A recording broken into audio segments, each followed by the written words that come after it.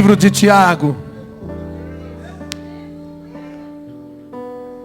Tiago, capítulo de número 5. Tiago, capítulo 5, versículo 17. Aleluia. Na medida que você for encontrando, vai dando glória a Deus para me saber que você achou. Livro de Tiago. Tiago está lá no finalzinho, perto de Apocalipse. Carta de Tiago, capítulo 5, versículo 17.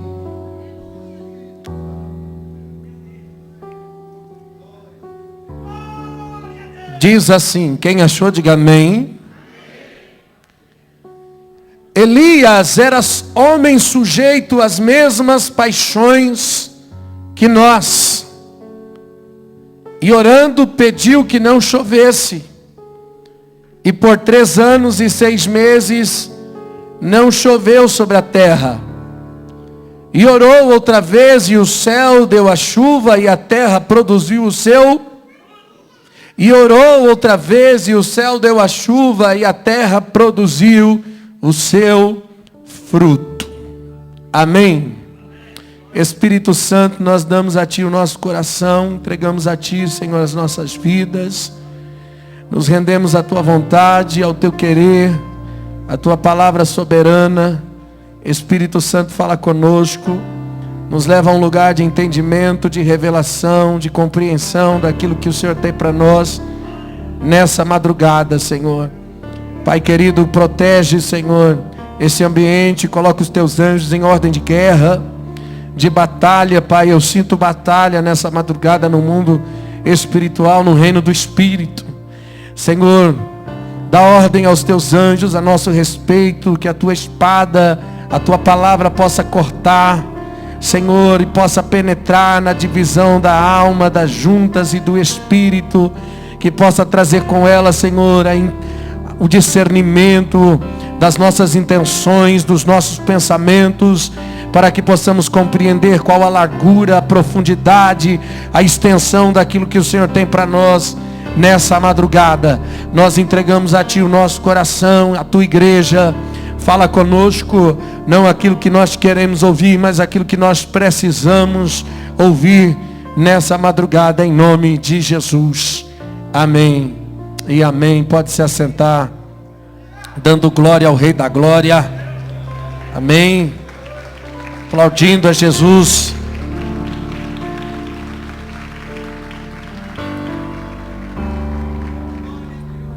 Aleluia. Glória a Deus. Irmãos, é hora do ministério profético. Eu acredito que Deus está levantando nesses últimos dias da igreja de Jesus na terra os Elias. Malaquias profetizou que nos últimos dias o Senhor levantaria o profeta Elias com a função de converter o coração dos pais aos filhos e dos filhos aos pais antes que venha o grande e terrível dia do Senhor.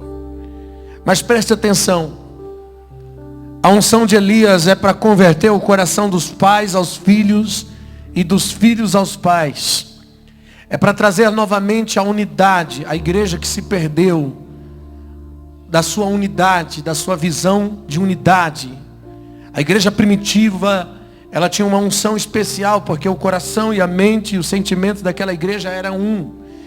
Tudo que haviam entre eles era em comum, porque eles não tinham nada que considerasse próprio, mas tudo que eles possuíam e tinham, eles consideravam comuns. Ou seja, o que ele tinha, o que um tinha, considerava-se do seu irmão.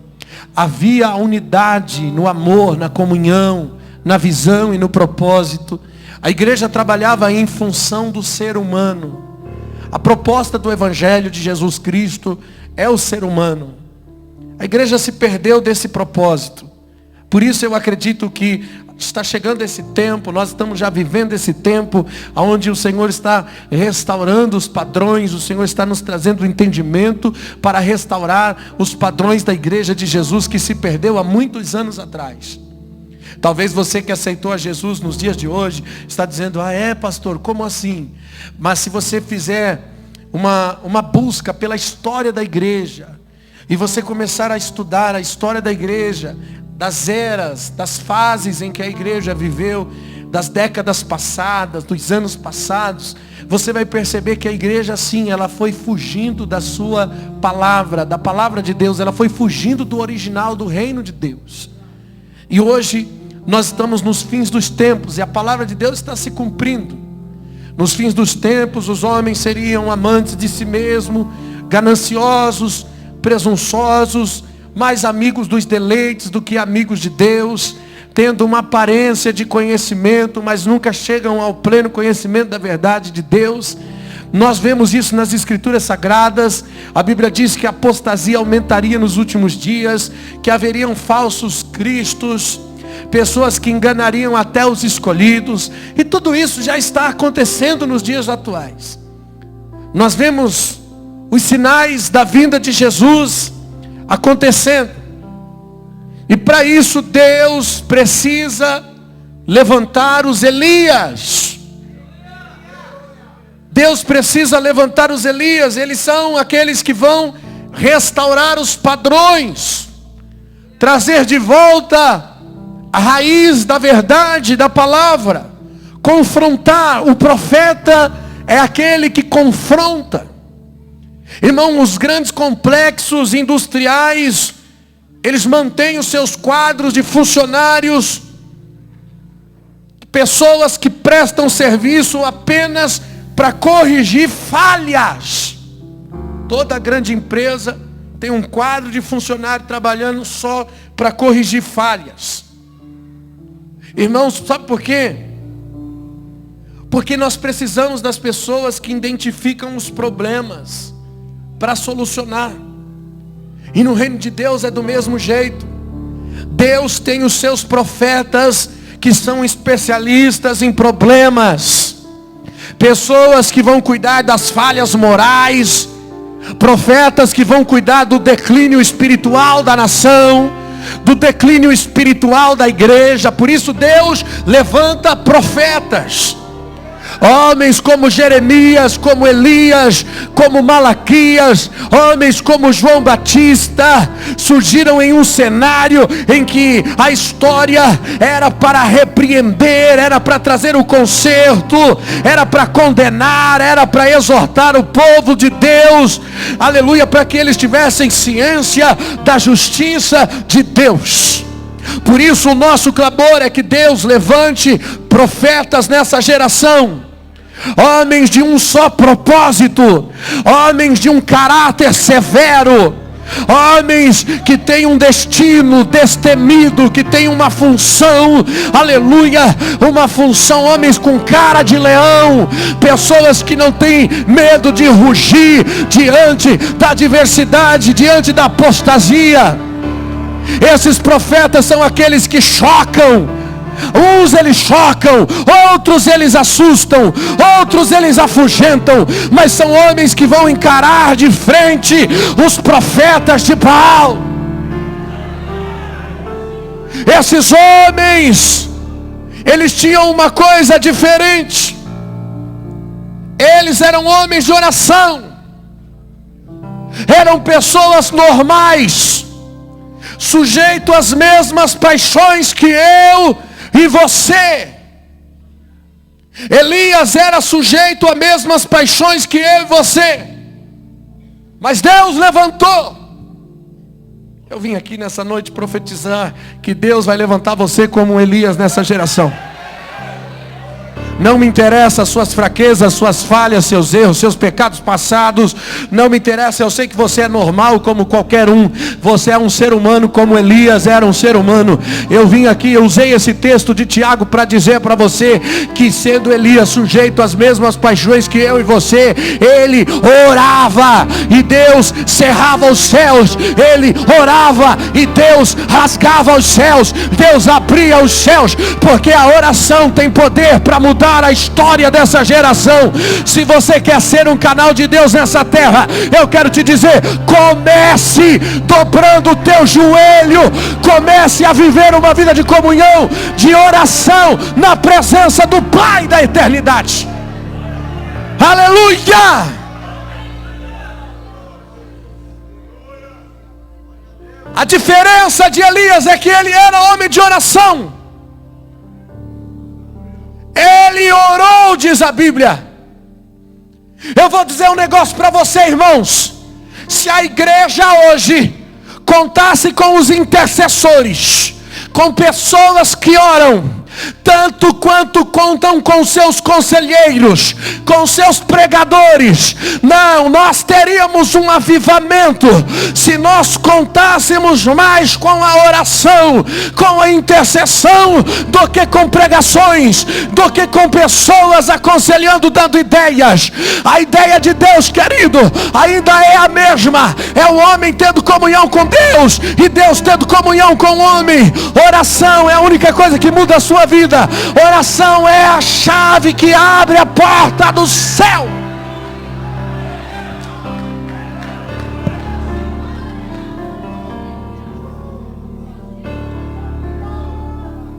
Aleluia!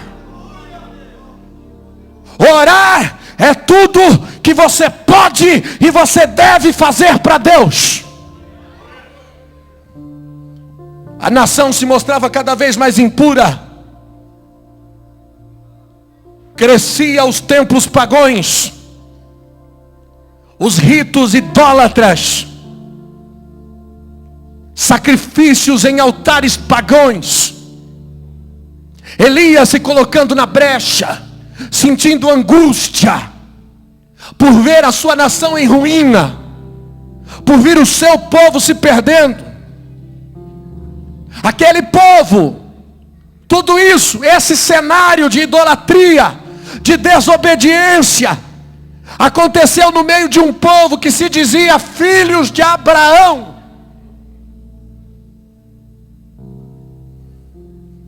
Eles não eram ímpios, eles eram filhos de Abraão, conheciam a palavra, conheciam a origem de Deus. Mas Deus levantou um homem. Cutuca o irmão do seu lado, diga para ele, um homem Deus levantou. Pastor Eudes, paz do Senhor, querido. Deus levantou um homem. Não foi uma comissão, não foi uma denominação, nem um anjo Deus mandou, mas Deus levantou um homem. Um homem com sentimentos semelhantes aos nossos, sujeito às mesmas paixões que eu, que você. E Deus não levantou ele para pregar. Não, foi para se colocar na brecha. Para isso Deus colocou Elias. Para se colocar na brecha. O homem orou e ele tinha a chave do céu na sua mão. Orou e não choveu. E eu vou dizer que essa chave serve para qualquer fechadura, meu filho. Elias trancou o céu, irmãos. 1 Reis 17:1. E Elias, o tisbita dos moradores de Gileade, disse a Acabe: vive o Senhor Deus de Israel, que perante a cuja face estou, que nestes anos nem orvalho, nem chuva haverá, senão segundo a minha palavra. Meu Deus, que autoridade.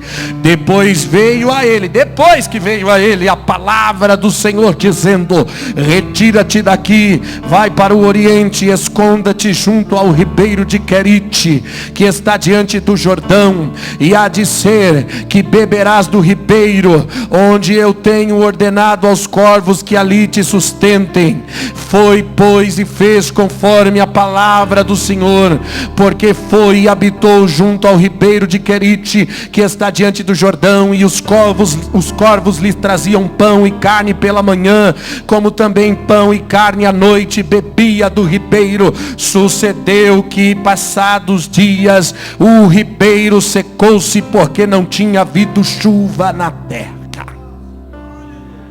Sozinho, esse cara paralisou a nação.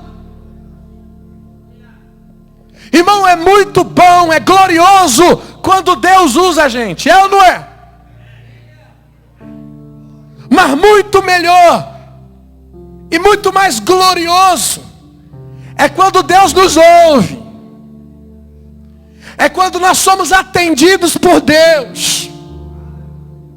É bom ser usado por Deus, irmãos.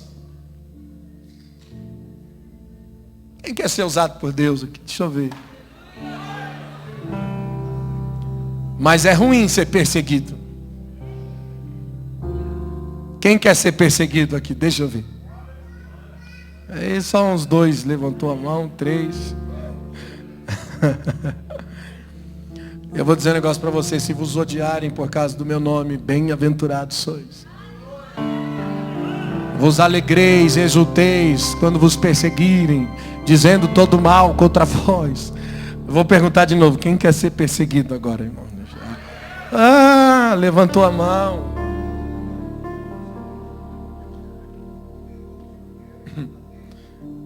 Quer realizar a obra de Deus? Você terá a bênção de Deus e a maldição do diabo. Se prepara, meu filho. Deus abre a janela do céu para te abençoar, e o inimigo vai abrir as portas do inferno para tentar te intimidar. E aí, tu quer? Quer ser profeta? Mas eu vou te dizer, um profeta até para deixar o diabo louco. Um profeta é aquele que não agrada ao povo, ele contraria, irmão. Um profeta não vê como todo mundo vê, o profeta vê diferente. Todo mundo vê bênção, o profeta vê diferente. Porque às vezes, irmão, são ovelhas que não tem pastor. Como profeta, talvez você seja taxado como impatriota, por censurar o pecado da sua nação, por censurar o pecado da sua igreja. Ou você será taxado de agressivo porque você falou a verdade. Ou você será chamado de desequilibrado porque a sua opinião é contra a maioria dos pregadores. Um pregador é aclamado, um profeta é perseguido. Não, eu vou repetir. A diferença do pregador e do profeta: o pregador é aclamado, o profeta é perseguido. Elias via o pecado quando Deus via. Elias se entristecia como Deus se entristecia. Elias repreendia o pecado como Deus repreendia. Escondia-se quando Deus mandava. Apresentava-se quando Deus mandava se apresentar. Irmão, às vezes nós queremos aparecer toda hora e nos esconder quando Deus manda aparecer.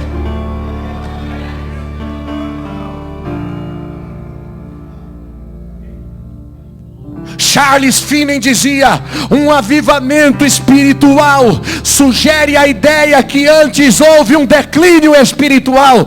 Não pode haver avivamento sem arrependimento. Eu não posso viver um avivamento sem reconhecer o declínio espiritual da minha vida.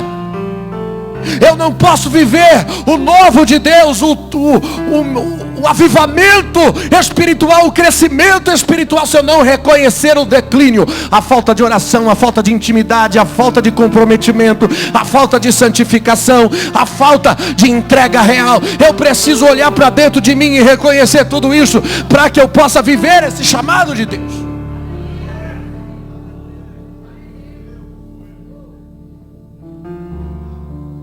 Porque senão você não vai aguentar não, meu filho. Você vai ser mais um no meio da multidão. Porque pregar o evangelho hoje é ofender os princípios dos homens que se dizem sacerdotes.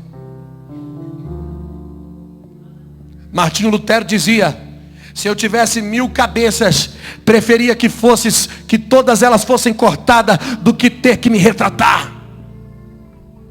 O Papa dizia: se retrata ou você vai morrer. Ele dizia: não me retratarei.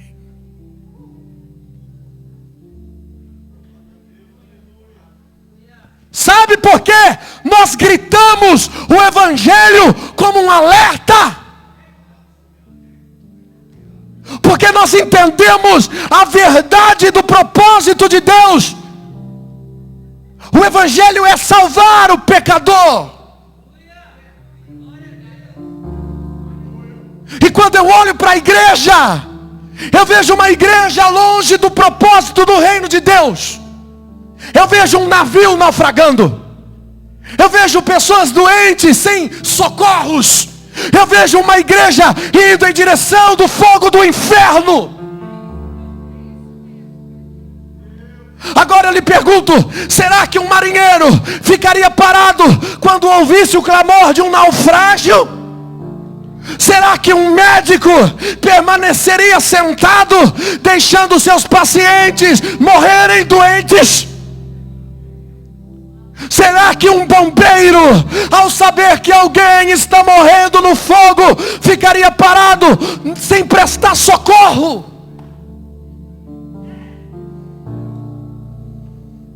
E você, irmão, você consegue ficar à vontade aí, sentado em Sião, vendo o mundo ao seu redor sendo condenado? Não. Nós não pregamos para defender uma ideia. Eu não prego para defender uma ideia, uma doutrina. Não, irmão, nós pregamos para defender o tesouro de Deus. O tesouro de Deus que é o ser humano. Aleluia. Entenda o desespero do confronto da nossa mensagem. O desespero do nosso confronto é o tesouro de Deus que está perdido e precisa ser encontrado. Spurgeon dizia: defender a Bíblia? Não, seria o mesmo que defender um leão. Dê liberdade à Bíblia e ela defenderá a si mesmo. Dê liberdade à palavra. Tem gente que diz em defesa do evangelho. O evangelho não precisa de defesa. O evangelho precisa de liberdade. Pregue a palavra em tempo e em fora de tempo. Admoesta, exorta. Aleluia. A palavra se defende por si só.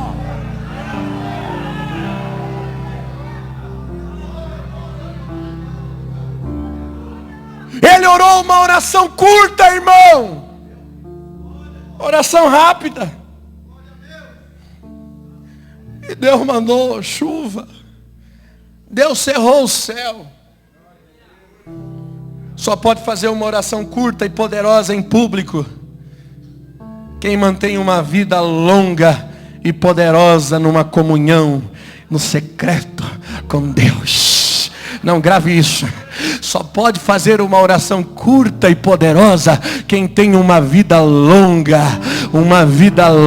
no secreto, na comunhão com Deus. Aleluia.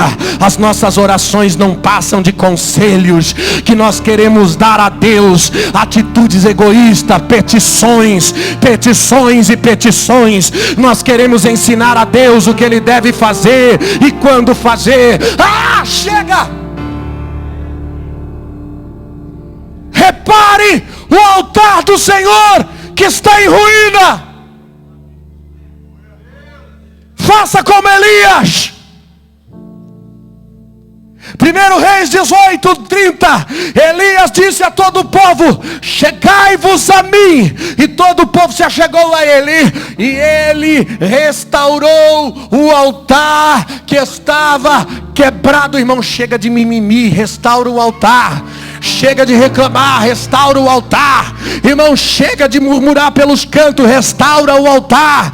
Chega de botar a culpa nos outros, restaura o teu altar. Para de se lamentar pelo passado, restaura o teu altar. Para de carregar a culpa nos ombros, restaura o teu altar.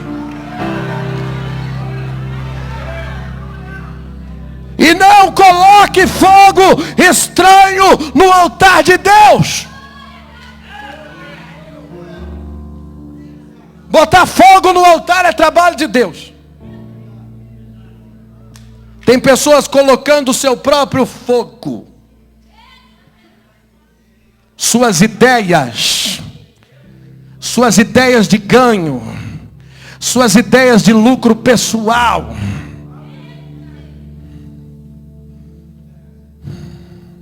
Sua plateia é apenas um atrativo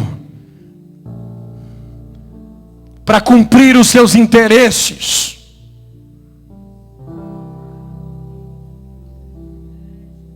Está na Bíblia, 2 Timóteo 3.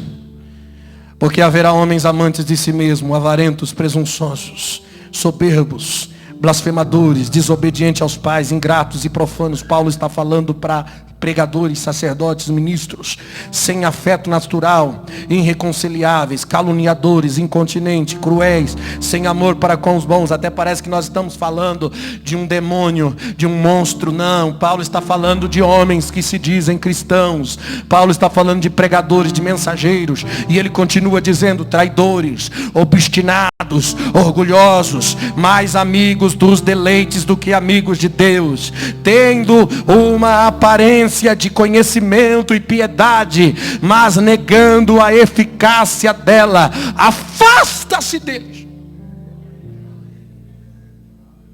Tem uma aparência de conhecimento, mas não tem eficácia. Ou seja, não pratica, não é real. Naqueles dias, Paulo já via esses problemas na igreja. Aí no versículo 3 ele continua: mas os homens maus, enganadores, irão de mal a pior, enganando e sendo enganados. E aí você me pergunta: pastor, como que pode? A igreja está crescendo, o ministério está crescendo. Tem pessoas que classificam Deus no crescimento, na prosperidade. Se tem muita gente, se está prosperando, então é de Deus. Se está na televisão, é porque Deus que deu. Se a igreja tem 200 mil igrejas espalhadas pelo mundo, foi porque Deus deu. Eu vou te dizer um negócio, irmãos. A Bíblia diz que muitos naquele dia dirão: Senhor, Senhor, mas não entrarão na eternidade. E dirão: mas eu curei, eu profetizei, eu fiz muitos sinais e maravilhas no nome de Jesus. E Jesus vai dizer assim: eu não vos conheço, vós que praticais a iniquidade. A iniquidade está na intenção. Você pode estar fazendo a coisa certa com a intenção errada, e isso ser uma iniquidade para Deus. Deus não está no sucesso das pessoas, Deus está no fruto, Deus está na integridade, Deus está no caráter das pessoas. O fruto que nós devemos observar é o fruto da sua vida, é o fruto da sua integridade. Aleluia, é isso que nós devemos observar. Aí Paulo continua: tu, porém, permanece naquilo que aprendestes, que foste ensinado, sabendo que tens aprendido, que desde a sua meninice sabe as escrituras sagradas, que podem fazer os sábios para a salvação da fé em Cristo Jesus. Porque toda a escritura é divinamente inspirada, proveitosa para ensinar, para redarguir, para corrigir, para instruir em justiça, para que o homem de Deus seja perfeito e perfeitamente instruído em toda boa obra. Paulo está combatendo a falsa doutrina, o falso evangelho. Irmão, se você quer ser um profeta, você precisa entender que profeta não tem ética. Nós vivemos um tempo que nós não podemos falar a verdade em nome da ética. Se o falso evangelho não incomoda você, é porque você não ama o verdadeiro. Eu vou repetir isso para você gravar. Se o falso evangelho não incomoda você, é porque você não ama o verdadeiro. Se você ama os aplausos, você não vai conseguir amar a palavra. Para ser aplaudido, você vai ter que agradar as pessoas. Se você amar a fama, você não vai amar a palavra. Porque para ser famoso, você terá que entrar no sistema que promove a fama. Ah, se você entrou nessa por salário, por dinheiro, você não vai amar a verdade da palavra de Deus. Porque você vai ter que negociar valores pelo salário, até a sua integridade. Muitos fundaram igreja com intenções erradas, formando pessoas no seu padrão de ideia lucrativa. São políticos tentando ganhar seguidores por uma igreja maior, por uma arrecadação maior, vendendo sonhos, ensinando fábulas. Esse evangelho da prosperidade, do triunfalismo. Aí Paulo diz em 2 Coríntios 11:3: mas temo, irmãos, que assim como a serpente enganou a Eva com astúcia, assim também sejam algumas pessoas corrompidos os vossos sentidos e se apartem da simplicidade do evangelho que é em Cristo. Ponto, preste atenção. Como é que a serpente enganou Eva? Prometendo, engodando facilidades. Olha, se você comer do fruto que Deus proibiu você comer, vai ser bom. Você vai ter isso, você vai ter o conhecimento de Deus. Aí Paulo entendeu que chegaria esse tempo em que os pregadores pregariam fábulas que corromperiam o nosso coração. E muitas pessoas estão dentro do templo por ganância, pregando por ganância, servindo por ganância, congregando por ganância. Não, porque Deus vai me abençoar, pastor, e eu vou fazer uma campanha para Deus mudar a minha vida. Eu vou dizer, o que precisa mudar é o teu coração. Não são as coisas elas se encaixam. Você precisa viver o que você precisa viver. Até o mal que acontece na sua vida é porque Deus permitiu. Tudo coopera para o bem daqueles que amam a Deus. Até o mal coopera. Não são essas coisas. As coisas ruins que acontecem na sua vida, você deve perguntar para Deus, para quê? Parar de perguntar por quê e começar a perguntar, para quê? As coisas boas, elas me regam, mas as coisas ruins, elas me adubam. E eu não preciso só ser regado, eu também preciso ser adubado. Então preste atenção em cada adversidade da sua vida, pois ela é um adubo para fertilizar você, para preparar você para o amanhã. Deus tem um propósito nisso. O segredo é despertar, é destravar na mente, no entendimento. Salmo 32:9, Davi dizia, não sejam como o cavalo, como a mula, que não tem entendimento, cuja boca precisa de cabresto, senão virão a ti. Deus não te chamou para ser controlado pela religião, por sistemas humanos, por espíritos de manipulação. Irmão, eu não defendo a bandeira da igreja evangélica. Eu defendo a bandeira da igreja de Jesus Cristo, não de uma denominação, de uma religião. Eu defendo a verdade da palavra de Deus. Eu vou dizer para você, eu acho que nós estamos pregando mais contra crente do que contra outra coisa. Parece que nós precisamos reevangelizar a igreja. O povo que mais precisa se converter à palavra de Deus é o povo evangélico, que está dentro da igreja nos seus bancos confortáveis, nos seus cultos confortáveis, na sua igreja confortável, com a pregação que também é confortável, com a oferta que também é confortável, com a proposta que também é confortável, desfrutando de uma vida confortável, sem renúncia, sem cruz, sem sacrifício, sem negar-se a si mesmo.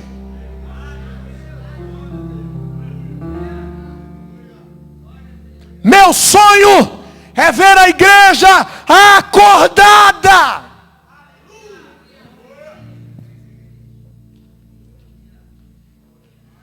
Esses dias eu convidei um pregador para vir na igreja. Pela sua mensagem ele demonstrou ser um bom pregador. Mas quando eu convidei, ele me cobrou R$2.000 para vir aqui. E eu confrontei, eu questionei, lógico. E eu disse a ele que os profetas hoje não morrem mais pela espada. Os profetas hoje não morrem mais pela perseguição, não é mais queimado na fogueira. Os profetas hoje morrem pela sua fama, morrem pela sua prosperidade. Mateus 10:6 diz: mas ide antes as ovelhas perdidas da casa de Israel, e indo pregai dizendo: é chegado o reino de Deus. Curai os enfermos, limpai os leprosos, ressuscitai os mortos, expulsai os demônios. De graça recebei. Corta para mim aqui, meu filho. Corta para mim aqui, que isso aqui vai para a internet. De graça recebeis, de graça dai. Preste atenção.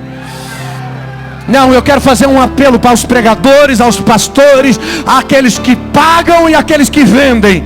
Aqueles que pagam e aqueles que vendem. Preste atenção. Jesus expulsou do templo tanto quem comprava quanto quem vendia. Então presta atenção.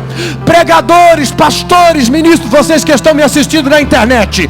Jesus expulsou os cambistas do templo, os que compravam e os que vendiam. Escute, está escrito na palavra de Deus: vai até as ovelhas perdidas da casa de Israel, limpai os leprosos, curai os enfermos, de graça, expulsai os demônios, de graça recebestes, de graças dais. Tem mais, versículo 9: não possuam ouro, não possuam prata, não possuam cobres e nem cintos. Não é para se entubar de joias, não é para ir de carrão zero. Presta atenção, é para ter o coração desprovido de vaidades, de dinheiro, de luxo. Presta atenção, cara. 1 Pedro 5:2: apacentai o rebanho de Deus que está entre nós, cuidando deles, e não faça por ganância, não faça por ganância, mas voluntariamente, de ânimo pronto. Aí sabe o que ele me respondeu? Eu vou dizer o que ele respondeu na conversa do WhatsApp. Ele me disse: num eclesiástico em que a maioria das igrejas evangélicas seguem um modelo brasileiro de administração, dão 150 a 300 reais para um representante de Deus que vem em nome de Deus. Que absurdo! Como um pai de família pode conviver com isso? Mas um representante de Deus confia na justiça e na beneficência de Deus. Ele continuou dizendo: e assim como o país dá um salário mínimo a uma família e força a vivê-la com este valor, a igreja mesquinha faz o mesmo com os pregadores e cantores. Ele disse que os salários da liderança são como o salário dos deputados e senadores.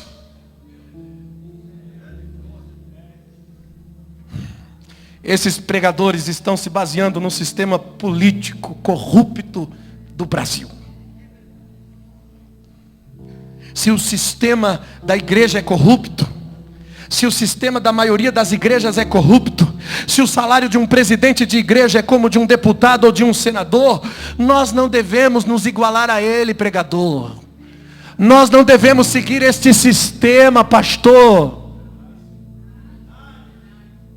Aí ele continuou dizendo: se formos deixar para os homens reconhecer a sensibilidade e ajudar generosamente, eles nos provam até sugar todo o nosso sangue.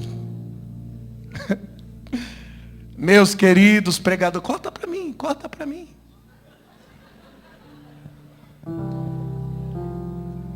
Queridos pregadores, vocês não entenderam o evangelho. Jesus foi para a cruz e lá ficou até que todo o seu sangue escorresse pelo seu corpo. Está na profissão errada, meu filho. Está na profissão errada. Ô pregador, ou então você pode fazer como alguns, vira político. Essa é a sua profissão. Mas sai do altar. Para de acender fogo estranho no altar de Deus. Essa é a geração de Elias que vai converter o coração dos pais aos filhos e dos filhos aos pais. Aí ele me citou o jurista Rui Barbosa e disse, como dizia o jurista Rui Barbosa, o que não custa nada não vale nada. Aí eu citei o meu pastor. Meu pastor Luiz Hermínio não é jurista, mas é meu pastor. Eu disse, tudo que tem valor, irmão, não tem preço. Se tem preço é porque perdeu o valor. Pregar o evangelho tem que ser uma paixão sem preço. Um amor incalculável. A ponto da sua vida não valer mais do que a missão. A sua vida não pode valer mais do que a missão. Por isso uma vida de oração, por isso uma vida de oração, para sentir os céus, para ter os sentimentos dos céus, para ter os sentimentos de Deus sobre a tua vida. A alma, irmão, precisa se converter ao Espírito, para que ela funcione em alinhamento com Deus. Chega de culto na alma, culto que só alimenta a fome da carne. A alma quer comer, beber e folgar, e nós estamos cultuando na alma, o culto da prosperidade, o culto da vitória, o culto da bênção, o culto da alegria. O que Deus vai dar, o culto do Deus vai dar. Deus vai te dar um carro, Deus vai te dar uma casa, Deus vai te dar um apartamento, Deus vai te dar alguma coisa. Você vai ser feliz, o teu nome vai soprar na terra, você vai ser abençoado. A dupla honra vai chegar. Irmão, está na hora da gente entrar em confronto, porque não tem honra, não tem vitória, enquanto não houver arrependimento, enquanto não houver renúncia, enquanto nós não tivermos um encontro com as nossas mazelas.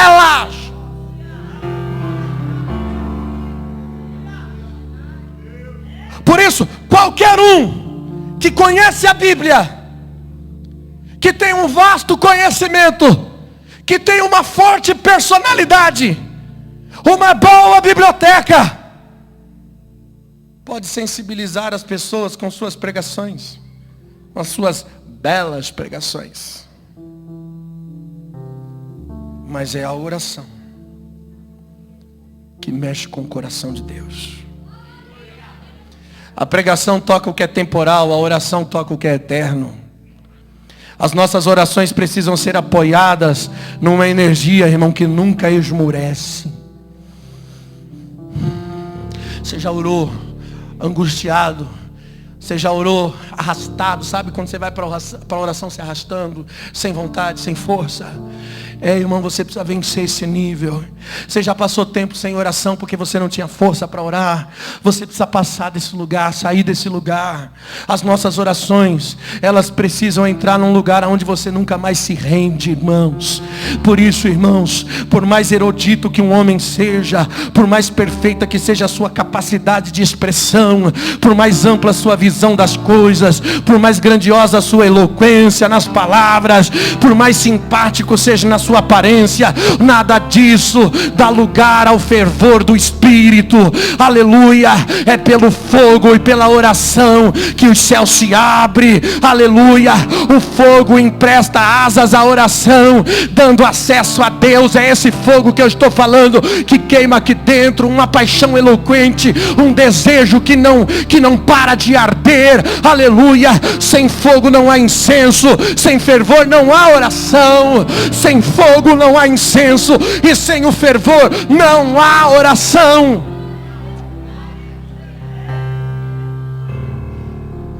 O púlpito se tornou uma vitrine onde nós expomos os nossos talentos, mas eu vou te dizer, o aposento da oração, ao contrário, ele nos desestimula toda a nossa vaidade, todos os nossos desejos pessoais, as nossas vontades, as nossas ânsias. Se o pregador não estiver ungido, mergulhado na oração, a sua palavra não tem vida. A pregação intelectual atinge a mente e a alma, mas não atinge o espírito. Charles Finney dizia: sem muita oração e lágrima, não há avivamento. Se o seu evangelho não está mexendo com os outros, é porque ele ainda não mexeu com você. Não mexeu com você, não vai mexer com ninguém.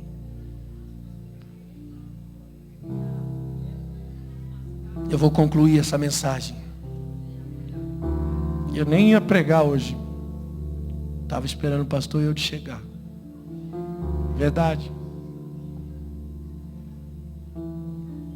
Mas eu vou encerrar perguntando aonde estão os Elias de Deus.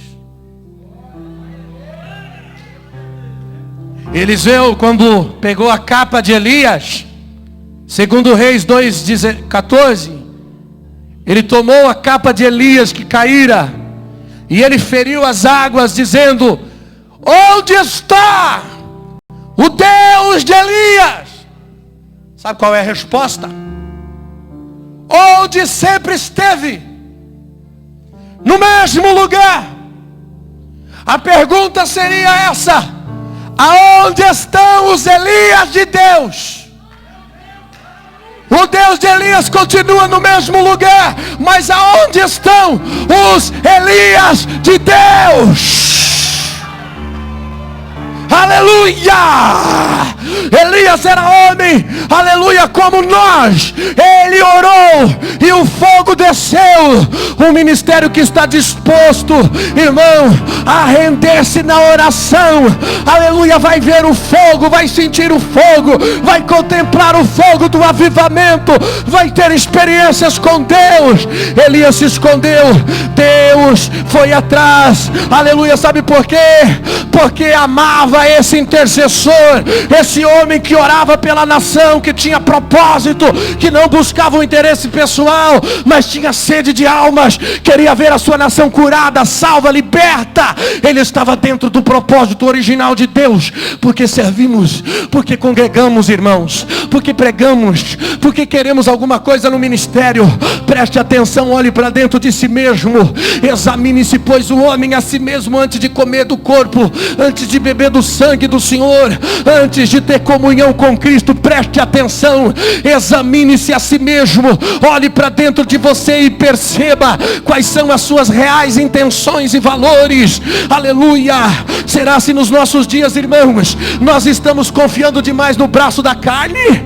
Porque será que nós não presenciamos mais as mesmas mesmas maravilhas que aconteciam no passado. Aleluia.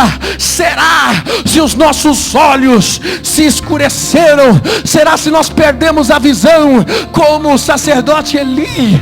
Será, irmãos, se aos olhos do Senhor que não passa mais sobre toda a terra? Será se Deus não quer mais mostrar o seu poder àqueles que confiam nele?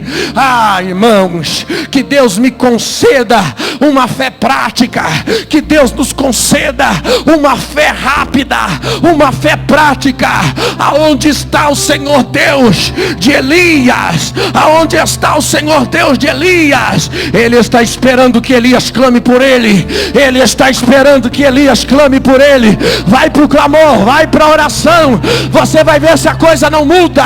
Se a coisa não muda, para de ficar pedindo agenda, para de ficar pedindo oportunidade para pregar, para de ficar buscando oportunidade para cantar. Meu filho, desce na casa do oleiro, e Deus vai falar com você.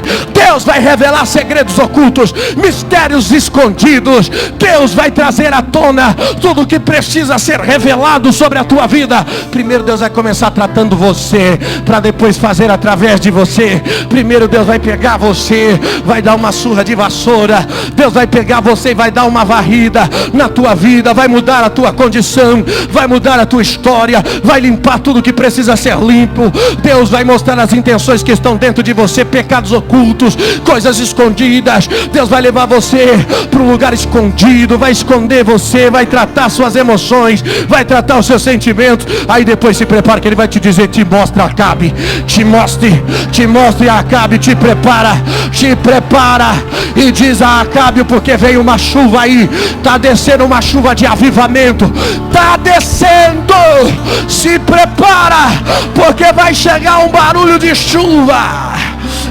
Avivamento é o verdadeiro avivamento que desmascara Acabe, Baal, Jezabel e todos os falsos profetas. Deus está levantando. Eu profetizo. Eu vim aqui como profeta apontar o dedo na sua cara e dizer: Deus está levantando você. Se você é esperto, inteligente, você abraça, toma posse e pega isso no seu espírito. Se você é inteligente, você faz uma aliança com Deus e volta para a oração. Se você é inteligente, você faz uma aliança com Deus e sai da mesmice, sai da frieza. Se você é esperto, é inteligente, você vai dizer não para o pecado e vai vir para a presença de Deus. Se você pegou essa palavra no seu espírito, escute, você vai vencer, porque eu vim aqui para te animar, para te despertar, porque existe um tempo novo para a igreja de Jesus Cristo, para o teu ministério, para o teu chamado. Essa vigília é uma vigília profética, é para destravar você para o avivamento que Deus tem preparado. Aleluia. Deus vai usar você, começando na tua casa, no teu lar, na tua família, com os teus parentes, com os teus filhos. Aleluia. Deus vai começar a te usar na escola, na faculdade. O seu testemunho, a tua vida vai falar, o teu comportamento vai falar. Aleluia. A tua maneira de viver vai falar. A tua mensagem é a tua vida. Ela vai falar, porque quem anda no secreto, quem vive uma vida de oração, pastor, qual que é o segredo? Eu já preguei, eu já falei. Vai para a oração, ore, faça como Elias, sobe ao monte, dobra o teu joelho, inclina-te, coloque a tua cabeça entre as pernas, fica com Deus, se esconde, vai para a caverna se esconder, vai beber água do ribeiro, deixa Deus te sustentar no teu espírito, deixa Ele alimentar você por dentro. Muitas das vezes Elias estava frustrado. Deus falou: não, volta, porque eu vou fazer uma grande obra ainda não acabou. A frustração, irmão, vai ser vencida pelo avivamento que Deus tem preparado para você. Você nunca mais pregou, nunca mais cantou, nunca mais serviu, nunca mais orou, nunca mais se colocou na brecha, não sentiu mais a alegria de servir a Cristo. Eu estou aqui profetizando, dizendo para você nessa noite que essa alegria vai voltar, esse sentimento vai voltar, essa força vai voltar, e vai voltar com pressão. A glória da segunda casa será maior maior do que a da primeira.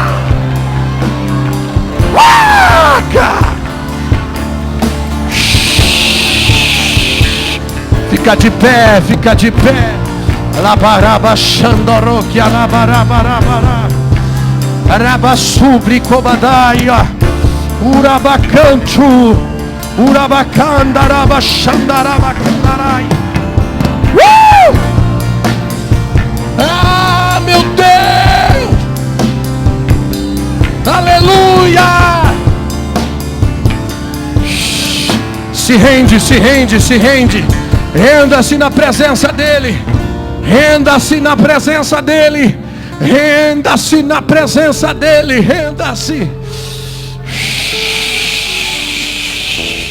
Labarava Xévia. Oribicanto, Rabachaio. O recanta laba subriandarabachai. Fecha os teus olhos e fala com Deus, hein? É você e Deus. Dê uma resposta para essa palavra. Dê uma resposta para essa mensagem. Dê uma resposta para essa palavra. Eu só vim aqui aquecer um pouquinho a turbina. Você ainda vai subir no foguete de Deus. Deus vai usar aqui o pastor Eudes. Se prepare, irmão. Eu só vim abrir o culto. Eu só vim abrir o culto. Meu Deus, eu nunca preguei tão rápido na minha vida. Aleluia. Adore, adore, adore, adore. Adore.